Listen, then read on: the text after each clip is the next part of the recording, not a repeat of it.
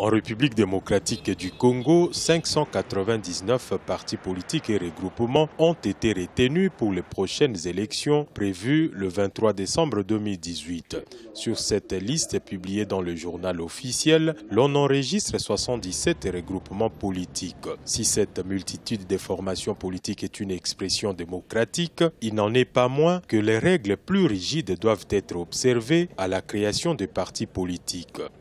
Ça signifie qu'il y a une grande explosion de liberté démocratique en termes d'associations et de partis.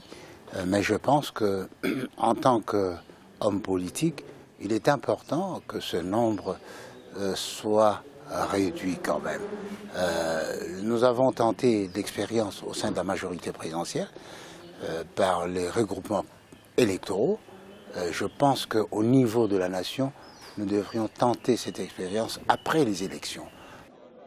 Sur cette liste transmise à la Commission électorale nationale indépendante par le ministère de l'Intérieur, on enregistre 4 fractions de l'UDPS. Selon les observateurs, les recommandations sur les dédoublements de partis politiques faites par le Conseil national de suivi de l'accord n'ont pas été respectées. Par ailleurs, ensemble, la plateforme de Moïse Katumbi ne se retrouve pas sur cette liste. La plateforme Ensemble n'a pas été déposée par nous auprès du ministère de l'Intérieur, dans la mesure où nous avons souhaité avoir plusieurs regroupements politiques.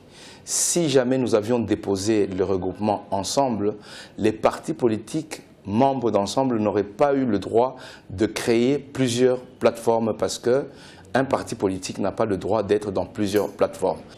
Les scrutins du 23 décembre 2018 s'annoncent donc très serrés. Aucun parti politique, grand soit-il, ne prend le risque d'y aller sans coalition dans un contexte où, en ce qui concerne la députation nationale, il faudra pour le candidat avoir au moins 1% de vote. Il faudrait totaliser pour chaque candidat plus ou moins 400 000 voix sur environ 40 millions d'électeurs.